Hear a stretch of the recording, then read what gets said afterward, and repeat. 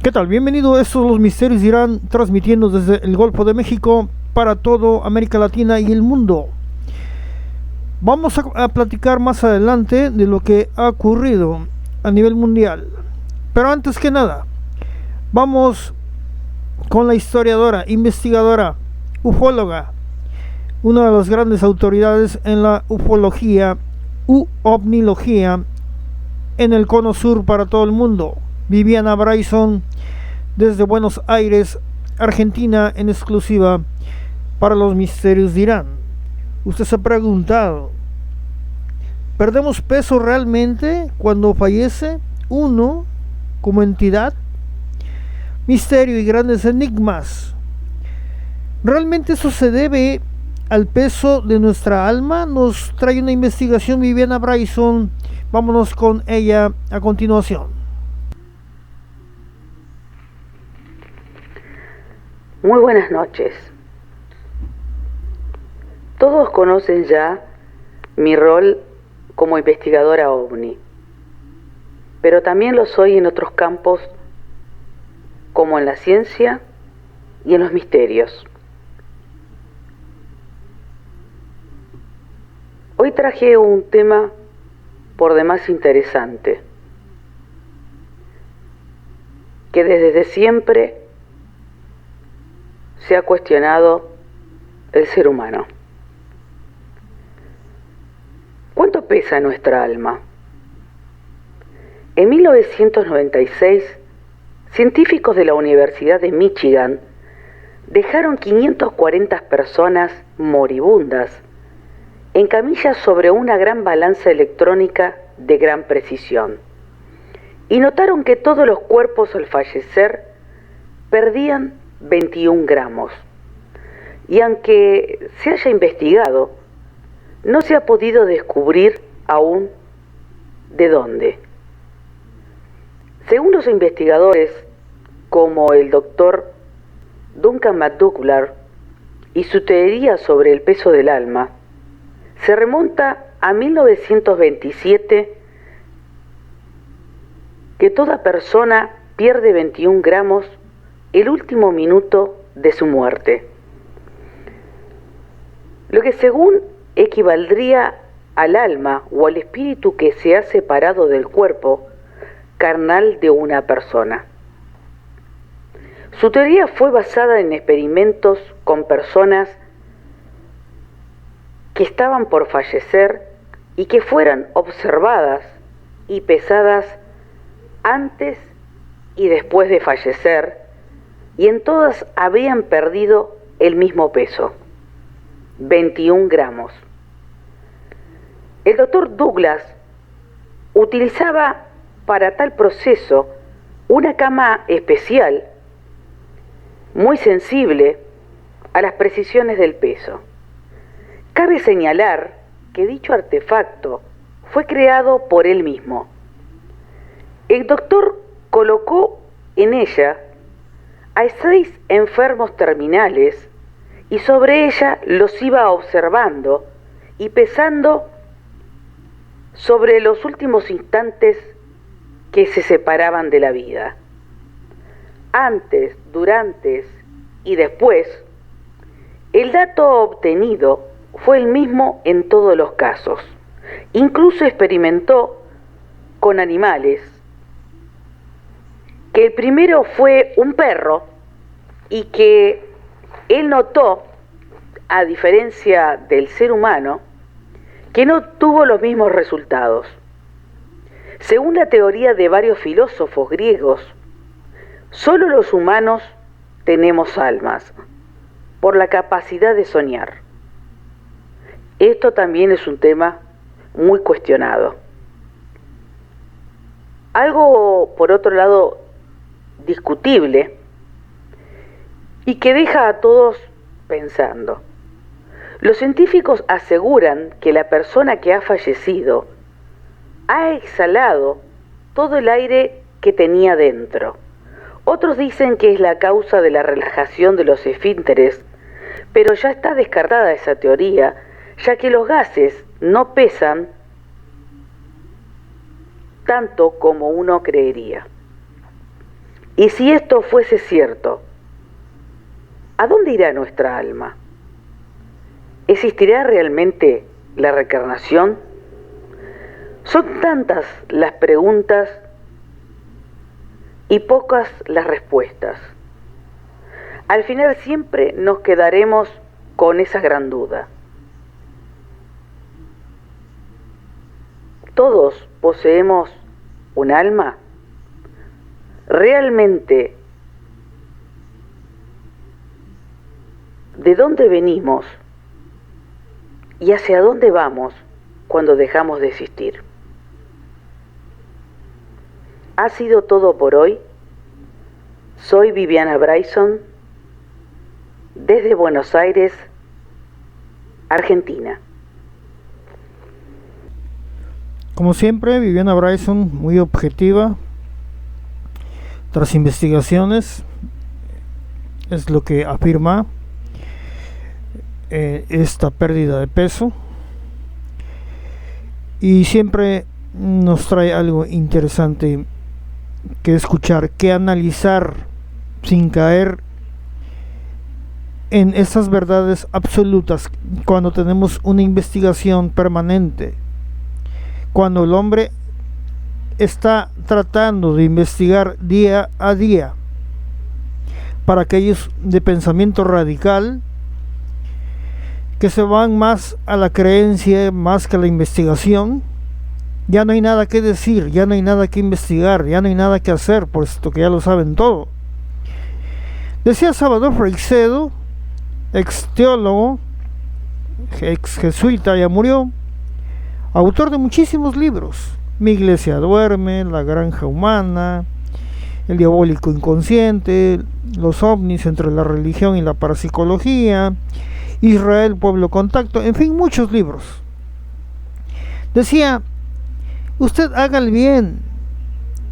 ¿Qué hay después de la muerte? Automáticamente al morir usted lo va a saber o no lo va a saber. No se quiebre la cabeza, decía Salvador Freixedo, un ex jesuita. Hoy, 6 de agosto, se cumplen 75 años de ese vil genocidio ocurrido en Hiroshima. 3 días después en Nagasaki. Estamos hablando de un genocidio vilmente planeado, alevosía, premeditación y ventaja. No había militares en Japón en esos instantes, en sus hogares. Ellos estaban en la guerra. Había niños y mujeres, abuelitas. Se les arrojó a ellos. Estos animales imperiales atacaron de una forma descabellada. Jamás se pronunció esto como un genocidio en cortes internacionales, militares. Jamás fueron acusados como tal. Y eso fue lo que ocurrió. Pónganle como le pongan, cámbienle como le cambien, es un vil genocidio. Y así está marcada la historia de la Tierra, por todos estos tipos de atropellos y actos bestiales. He ahí el símbolo de la bestia, aquel que puede entender. La bestia es la bestialidad humana, la actitud de la bestia humana.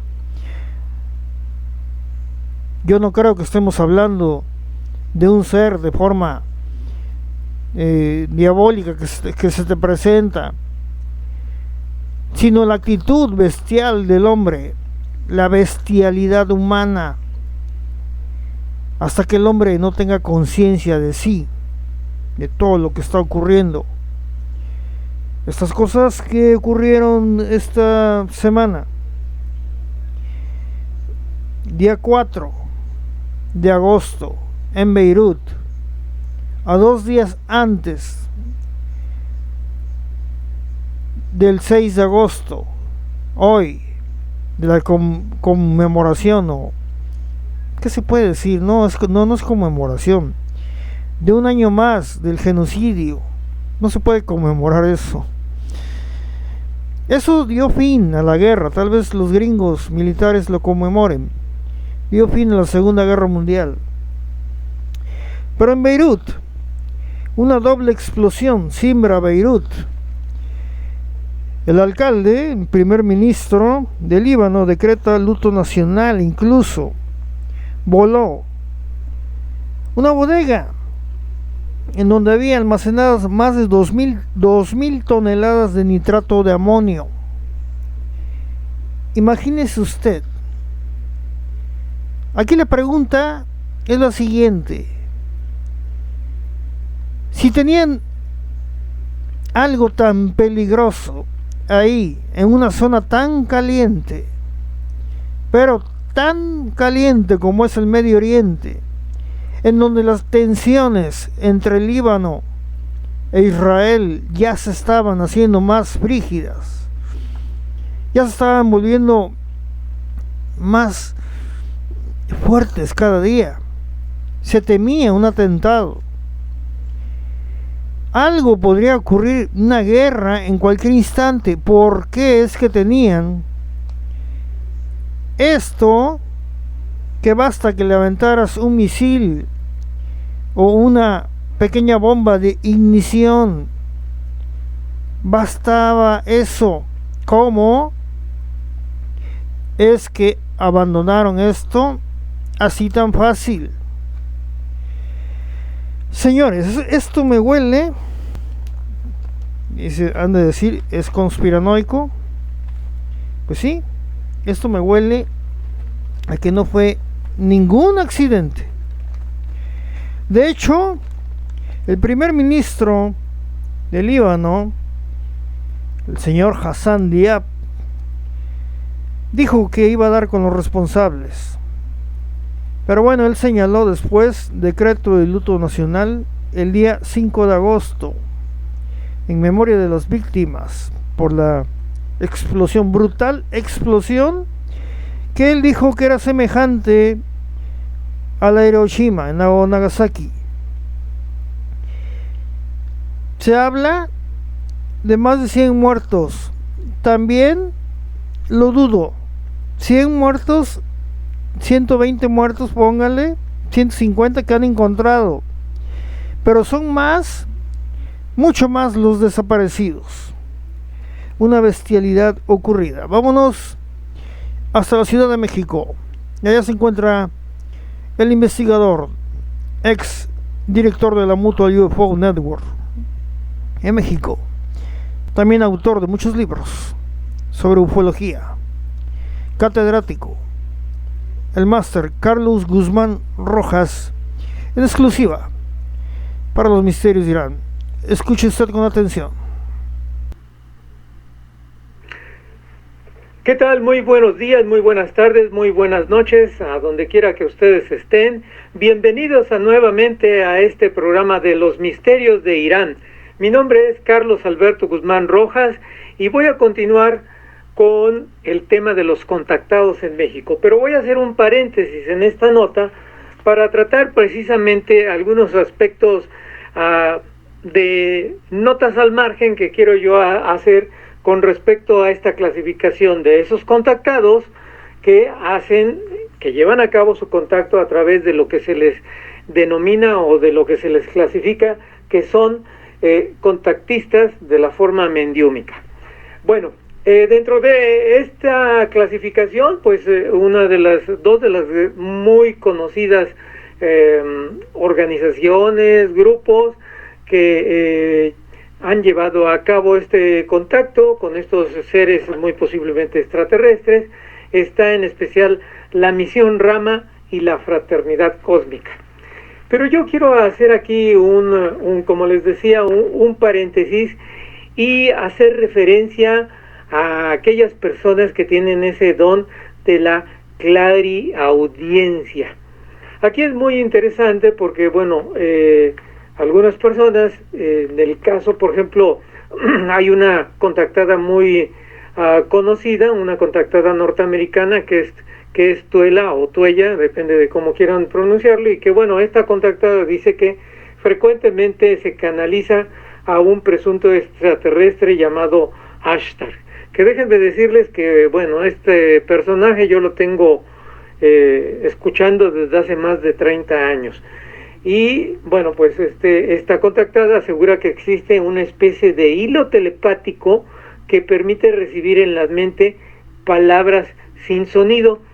Aquí yo quiero hacer una acotación, porque yo he tenido la experiencia con una contactada que, bueno, no precisamente esta persona contacta con seres extraterrestres de otras galaxias, etcétera, sino que esta contactada tiene su contacto con ángeles, con arcángeles, y difiere de la forma en cómo nos está describiendo esta contactada norteamericana, que dice que ella recibe en su mente palabras sin sonido. Pues resulta que esta contactada me ha explicado que ella reconoce exactamente quién es el que le está hablando a ella, y la reconoce por la forma en que en su oído ella recibe las palabras, porque dice que si a alguien le habla en forma vertical, identifica que es un determinado arcángel, pero que si le hablan del lado derecho es otro arcángel, y que si le hablan de una forma inclinada hacia un oído es otro arcángel. Entonces, ella determina que si es el izquierdo, si es el derecho, y si es la forma en que le hablan en forma recta, diagonal, hacia abajo, hacia arriba, identifica exactamente quiénes son. ¿Quién es ese en particular? Ella contacta con ángeles y con arcángeles. ¿Quién es el que le está hablando? Bueno, aquí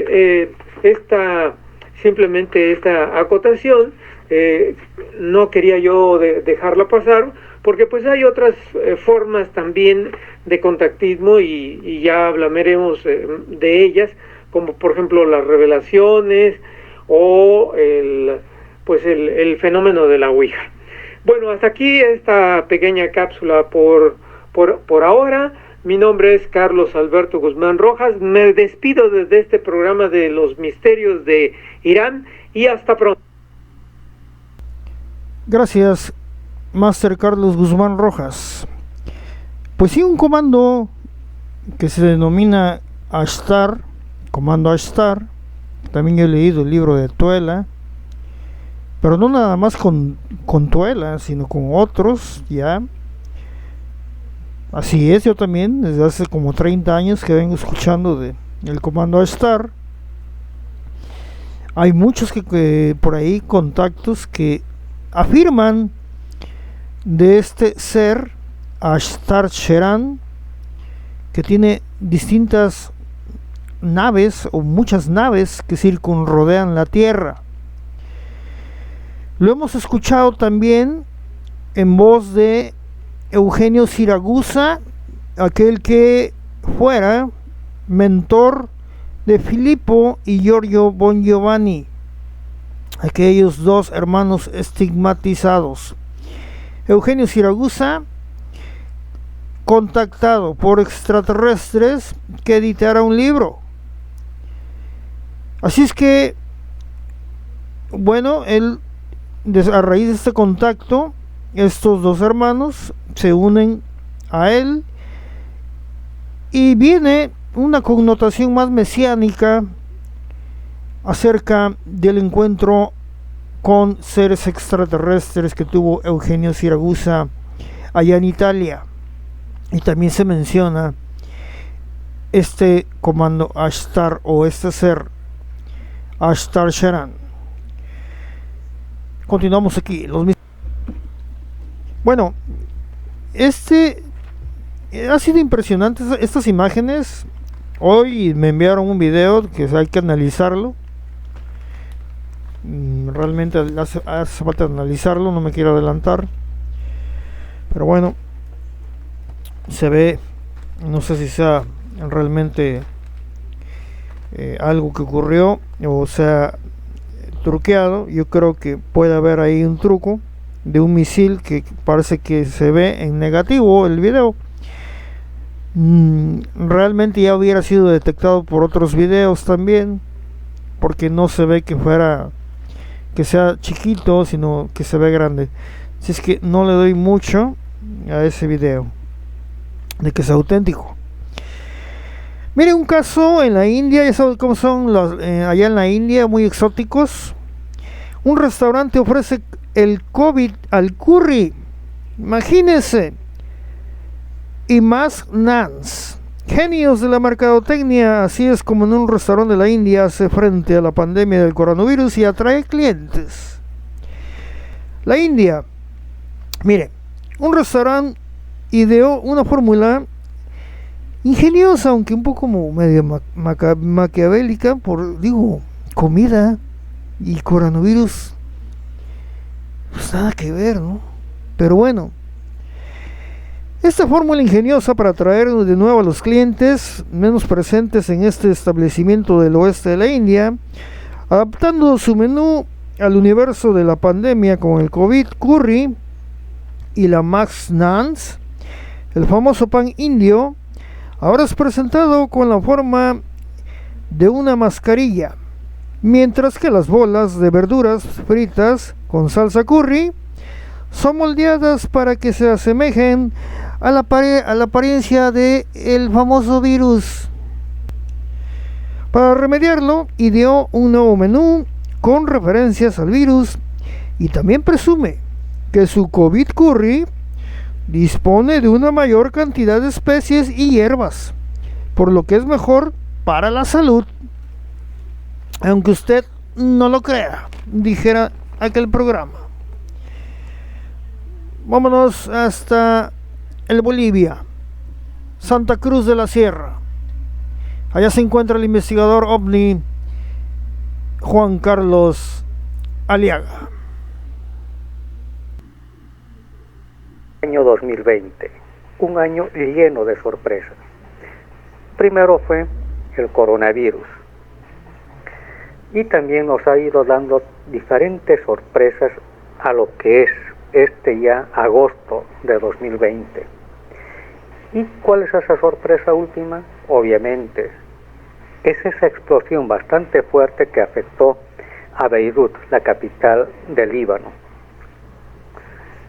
¿Qué es lo que sucedió? Aparentemente era un lugar donde estaba almacenado todo tipo de armamento, algunos dicen fertilizantes, algunos mencionan una y otra cosa. Pero las cosas no quedan ahí. Si hablamos justamente de otros eventos que se han ido dando también paralelamente a todo esto, fue el estallido también y incendios en Corea del Norte, en Wuhan, China. Luego está también en Irak y en Emiratos Árabes Unidos. Entonces, ¿qué es lo que está sucediendo? ¿No será que algo está planificándose por debajo? ¿No será que están justamente habiendo una lucha interna de las élites mundiales? Se especula mucho, pero vamos a ir hablando de poco en poco sobre este asunto. Entonces, vayamos a lo que ha ido sucediendo justamente en el Líbano. Muchos dicen que en ese complejo, donde ha estado prácticamente cerca al puerto de Beirut, había unos containers donde estaban almacenados hace más de 6 años, un poco más, varios containers, como decía, donde se utilizaba para el propósito de Evergreen. Evergreen es una empresa de Hillary Clinton, y aparte de eso era propietaria de esos containers, y además de todo lo que era ese sector era de propiedad de ella, donde se dice que hacía el contacto y todo lo que tiene que ver con la pedofilia y el tráfico de personas y el tráfico tal vez inclusive de órganos humanos. Ahora, hay una lucha, como decíamos, de élites. Muchos están hablando de que esto vendría a ser de que la contraparte que está luchando teóricamente contra los Illuminati, que serían en este caso los dragones blancos, hayan hecho estallar todos esos lugares de almacenamiento, tanto de los pedófilos, como se dice de Hillary Clinton, como también en un lugar muy cercano a Wuhan, donde también se piensa que han hecho estallar otro laboratorio donde tal vez iban a propagar algún tipo de virus para dañar a nuestra humanidad. Se tejen muchas versiones. Entonces, estamos ya viendo que están sucediendo muchos eventos, pero que tampoco nadie se está atribuyendo ese tipo de atentados terroristas aparentemente de alguna institución, de alguna entidad de esta naturaleza, como podría ser Al Qaeda u otro tipo de personas. Entonces, se está viendo todo este tipo de eventos, pero tenemos que estar atentos a lo que viene más adelante. Se está hablando de un reseteo de la economía mundial. ¿Y a dónde va dirigido todo esto? A que toda la economía, como estamos viendo, con esto de la pandemia, con todo esto de la cuarentena, muchas empresas, tanto grandes, medianas y pequeñas alrededor del planeta, ya no están generando economía. Y también se va a provocar el hundimiento de muchos gobiernos. Van a haber elecciones adelantadas en algunos, seguramente algunos presidentes también vayan a fallecer, ministros, todo aquello, porque parecería que todo esto es parte de un plan para que esta economía, al estar así, estalle totalmente y vaya a haber un reseteo de la economía mundial. Ahora, hay unas versiones donde se habla de que va a ser todo manejado por este plan GESARA y NESARA. NESARA es exclusivamente para Estados Unidos y el GESARA es para el planeta entero, donde se dice que después de esta caída de la economía, o sea, ya está quebrada la economía mundial de hecho, pero la caída total de la economía mundial va a dar paso a lo que vendría a ser un florecimiento de la economía mundial. ¿De qué manera? Porque se está quitando a todos los millonarios del mundo. También hay empresarios que han estado metidos con esta cuestión de las islas Epstein, este señor que ya ha muerto, que tiene que ver mucho con la pedofilia y todo aquello a nivel mundial. También tiene que ver mucho con el Vaticano, que dicho sea de paso se declaró en bancarrota hace unos meses atrás. Entonces todo ese dinero, todas esas riquezas que estaban ahí y otras más que se ha ido quitando a las monarquías y todo aquello, es que se están quedando sin dinero, pero eso iría en beneficio de la población mundial. Eso es lo que se está diciendo, donde cada uno de nosotros no pagaríamos por ningún servicio de telecomunicación, de salud, tampoco se pagaría por transporte, no se pagaría impuestos a ningún gobierno. Entonces simplemente habría un solo impuesto nacional, pero no esos otros impuestos que se han ido haciendo. Y también la banca obviamente va a desaparecer, las fuerzas militares del planeta van a desaparecer porque los países ya no tienen motivo de ser. Entonces estaríamos hablando de eventos que son bastante interesantes, pero que estamos paso a paso viviéndolo. Pienso yo que vamos a ser una de las generaciones que vamos a ver un cambio totalmente drástico a nivel mundial, y para eso tenemos que estar atentos y preparados, porque también nuestro planeta como organismo vivo está cambiando. Estamos entrando de una tercera dimensión a una quinta. Entonces la vibración es muy alta y aquellos que no estén preparados, como se dice, prácticamente no van a estar en este mundo, porque la vibración es muy fuerte, la energía que está llegando del cosmos es bastante fuerte y muchos cuerpos físicos no están logrando adecuarse. Soy Juan Carlos Aliaga para Misterios de Girán, Bolivia. Pues sí, nos han llevado a esto. Tal parece un nuevo orden mundial. Tiene que haber. Rockefeller dijo una frase y lo dijo en abierto, públicamente, no sé en qué foro internacional, hace mucho. Tras tu caos haremos un nuevo orden. Tras tu caos haremos un nuevo orden. Eso de los Rockefeller, firmado, filmado, grabado. Así que los resultados es la pobreza mundial, un tema que está ligado a los derechos humanos y que lo tenemos presente hoy día. Los números son terribles. Usted puede verlo en esta gráfica a nivel mundial. Tal pareciera que nos quieren llevar a eso, a una NOM, a un nuevo orden mundial. Especulación, no lo creo. Las estadísticas, los datos, lo que estamos viendo es algo como si fuera una transmutación. Es una noche,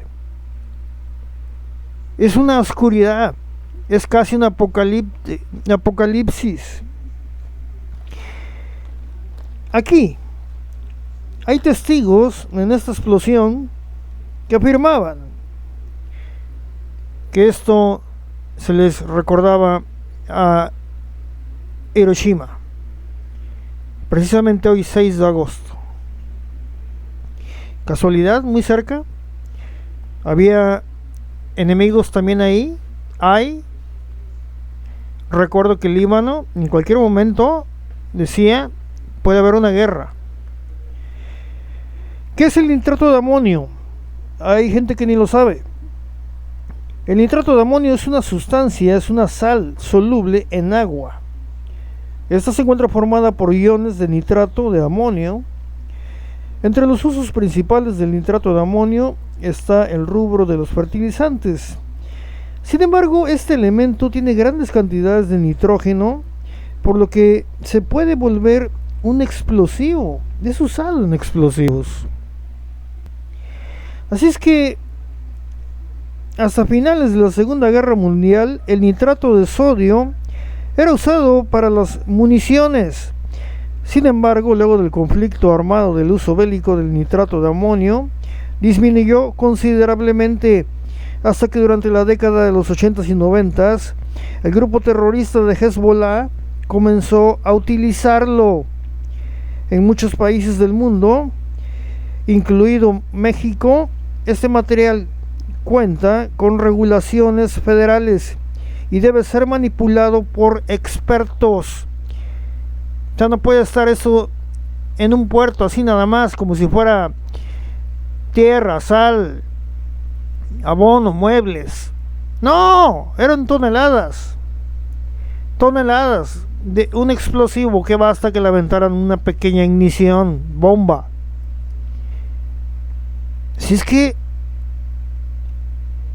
en una zona donde los explosivos, los conflictos están a la orden del día, ¿cómo carajos voy a dejar yo eso ahí por tanto tiempo? ¿Cómo carajos voy a dejar eso ahí con tanto tiempo exponiendo a mi gente? ¿Qué ocurrió ahí? Se filtró la información de que tenían esto ahí, detonaron esto. Sea lo que sea, las consecuencias ya están dadas y esto ya hizo facto, ya ocurrió. Vámonos con Blanca Lofredo, que le quedé pendiente de su audio la semana pasada, hasta Madrid, España. Nuestra corresponsal cada semana, Blanca Lofredo, en Caminos y Misterios. Hola, muy buenas tardes. Les saluda Blanca Lofredo nuevamente y nos introducimos en sus hogares para continuar con las maravillas de Ronda. Caminos y Misterios acaba de llegar y nos vamos hacia Ronda nuevamente para conocer otro de los monumentos mágicos, históricos y emblemáticos de Ronda, que es la Casa del Rey Moro. Esta casa es la casa que fue habitada por el rey Abomalik. Abu Malik era, tengamos en cuenta que yo antes les había hablado de que España estuvo habitada muchos siglos por los moros. Entonces esta casa fue creada principalmente con un fin militar. El rey moro Abu Malik era el sultán de Fez, quien quiso construir esta maravilla que en medio de una esculpida en la roca, pues construyó una casa para satisfacer a su familia y a su hija principalmente. Se dice que el rey Abu Malik pues hizo esta casa para su hija de 8 años, para complacer a su hija de 8 años, y construyó para ella, para que bajara hacia los baños árabes que construyó, una escalera que tiene 365 escalones. Y fue construida, fueron utilizados los esclavos cristianos para cada día picar en la piedra un escalón, es decir, esculpir un escalón.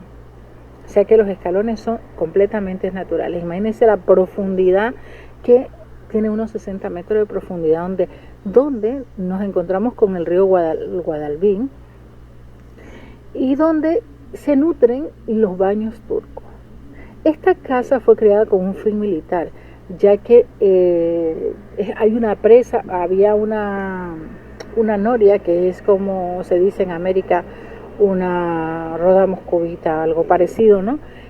Que como no daba lugar tanto para introducir animales para que la manipularan, pues eran los esclavos cristianos los que la manipulaban para generar el agua y nutrirse del agua que circulaba del Guadalbín, del río Guadalbín y del Tajo. Se teje una macabra historia sobre esta casa.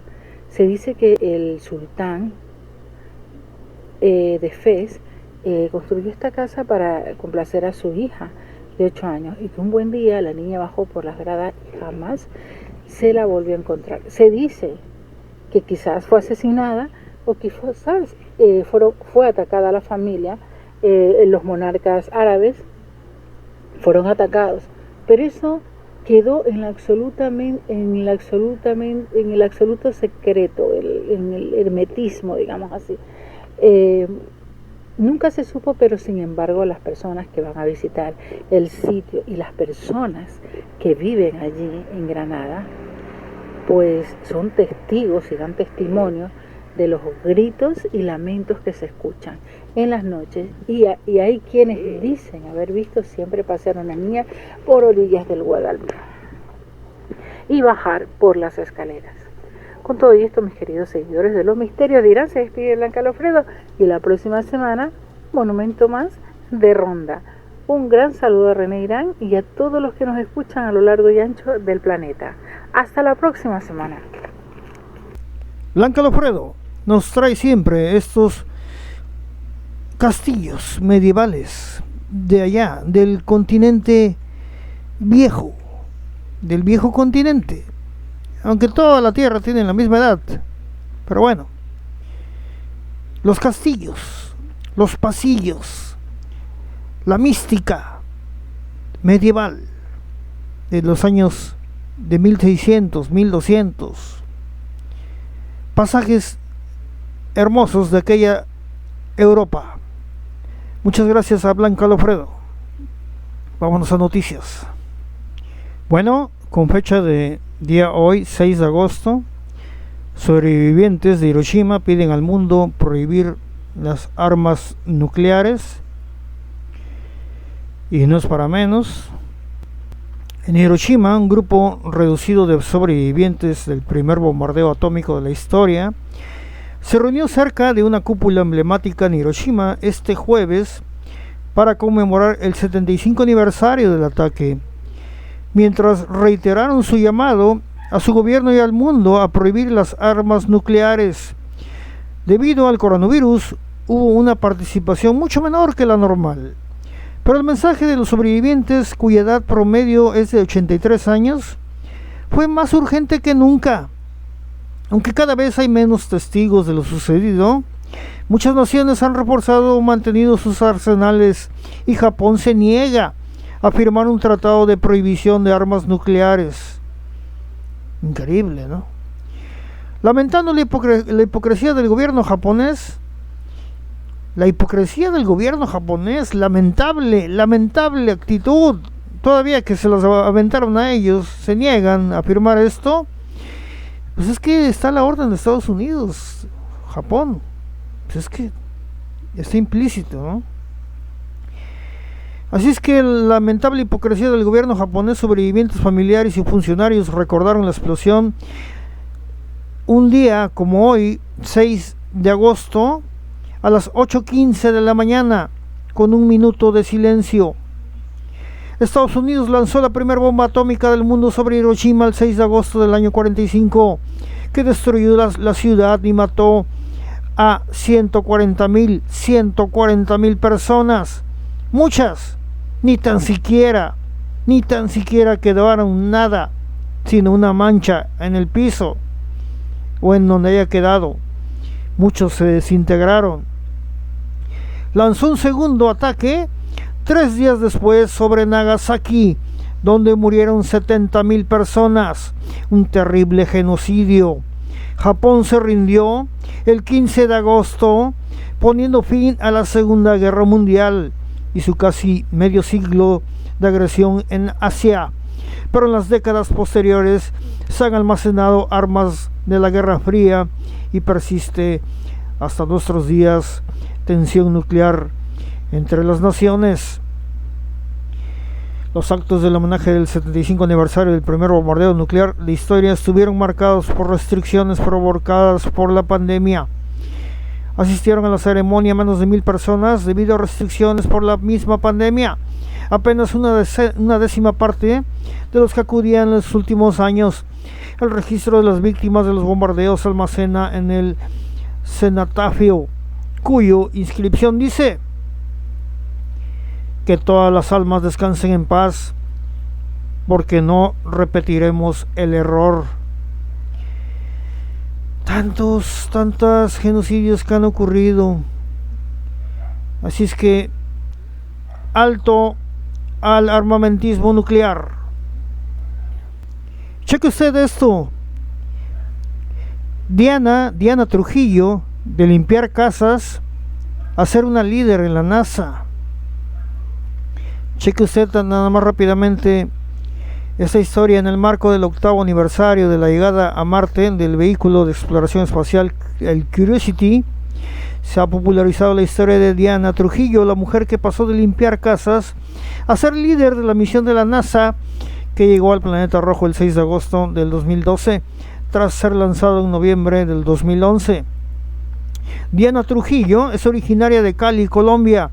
Llegó a Estados Unidos con menos de $300 en el bolsillo, sin saber hablar inglés, pero ello no le impidió aprender el idioma y usar el dinero que ganaba limpiando casas para pagar los primeros niveles de la carrera de Ingeniería Aeroespacial en la Universidad de Florida, donde debido a sus buenas calificaciones le otorgaron una beca completa. En la Universidad de Florida, uno de sus profesores le impulsó para que desarrollara una pasantía en la Agencia Nacional Aeronáutica del Espacio de United States, más conocida como NASA, donde se convirtió en la primera migrante hispanoamericana en colaborar en dicho programa.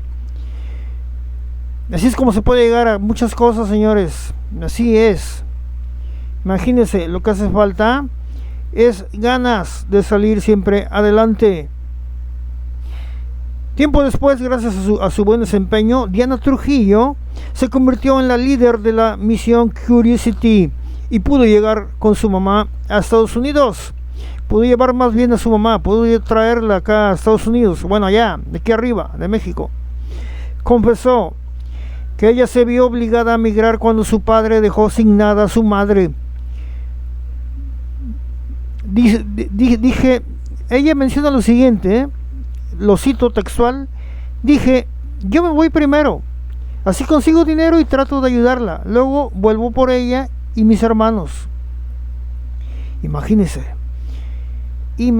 hasta dónde llegó Diana Trujillo, de Cali, Colombia, que llegó con menos de $300 en su bolsillo a Estados Unidos y ni tan siquiera parlaba inglés. Vámonos hasta el Cerro de la Silla, aquí en Monterrey, México. Ahí se encuentra Julio César Lara, colaborador de Los Misterios de Irán. Buenas noches. Los Misterios de René Irán. Julio César Lara, desde Monterrey, Nuevo León. Estamos hablando del Triángulo de las Bermudas, el misterioso y enigmático eje cuadrante matemático que está entre las Bahamas, Puerto Rico y Cuba. ¿Qué hay adentro del Triángulo de las Bermudas? ¿El Mar del Diablo? ¿Ahí vive el diablo? ¿Es un portal a otra dimensión del tiempo? ¿O es simplemente un lugar en donde el tiempo y el espacio se ha detenido y los navíos que han desaparecido, vuelos aéreos, comerciales y militares y de entrenamiento, desaparecieron de la noche? El Triángulo de las Bermudas es muy amplio. Ya te puse unas estadísticas de algunos buques desaparecidos, como también nuestra página mexicana marítima también tiene una mancha negra, el famoso buque mercante Tuxpan de la empresa Transportes Marítimos Tecomar. El buque mercante Tuxpan en sus momentos fue el más moderno y mejor construido para aquella época, construido astilleros holandeses con la mejor tecnología, los mejores derroteros, ¿sí? No derroteros de que quedas derrotado, no, derroteros, radares, así le llaman la derrota, el radar, ¿sí? Con los mejores derroteros marítimos de aquellos años, de los 80s. Pero fue cierto que también ese navío fue interceptado por un grupo de mercenarios cubanos o de la Armada Cubana, de la Revolución, del Ministerio de Revolución y Guerra de Cuba, que llevaba un cargamento ilegal de fusiles y armas para el gobierno mexicano y mejor lo interceptaron y se lo quedaron, y que la tripulación allá sigue en Cuba, en cárceles cubanas, ya todos barbudos, greñudos, desasiados, locos, que ya no saben ni quiénes son. Son muchos enigmas, pero te voy a decir algo, puede sonar a película. Es para mí más una versión de película eso de que el barco esté desaparecido, ¿sí? Y apareció en puertos cubanos, retenida la tripulación. Eso sí me suena a una película. ¿Sabes por qué suena a película, amigo? Porque a la caída del régimen de Fidel Castro, Ruz, y a la subida de Raúl Castro, su hermano, quien venía desempeñándose como ministro de defensa de la isla, él abrió la isla a la comunidad internacional, a Human Rights. Tú sabes que Human Rights, al llegar a un país, pide apertura a sus planteles militares, a sus cárceles civiles y militares, para ver si hay disidentes políticos encarcelados. ¿Tú crees que no ya se debieron de haber dado cuenta de esa tripulación que estaba reportada como desaparecida y raptada en alguna cárcel cubana? Es lógico que lo debieron de haber hecho, o a menos que ahora Human Rights se venda al gobierno comunista de la isla. Pues este reportaje tiene mucho tiempo que se venía hablando, que se dice que este navío apareció en puertos cubanos, ya pintado con otra razón social y con otro, que incluso todavía anda por ahí prestando servicio en algunos puertos. Hay que recordar que este barco fue construido por ahí del 84-85, y efectivamente fue más o menos entre el 82-83 su fecha de construcción, corrijo, y fue en el 87 que desapareció. No tenía mucho tiempo de vida operativa este barco y desgraciadamente desapareció. Hay muchos barcos de aquellos años que aún siguen prestando servicio, lo estamos viendo en nuestros puertos mexicanos, barcos que están condenados por los gremios de marinos internacionales, que no están sujetos a la fiscalización, han agarrado nuestros puertos mexicanos como basura, que esperemos que ahora con la llegada de la Secretaría de Marina Armada de México al eje administrativo de la Marina Mercante Nacional, porque ya tienen el control de las capitanías de puerto y ya están próximos a entregarle las administraciones portuario integrales y los sistemas de administración tributaria para acabar con lo que es la corrupción y los malos manejos en la misma.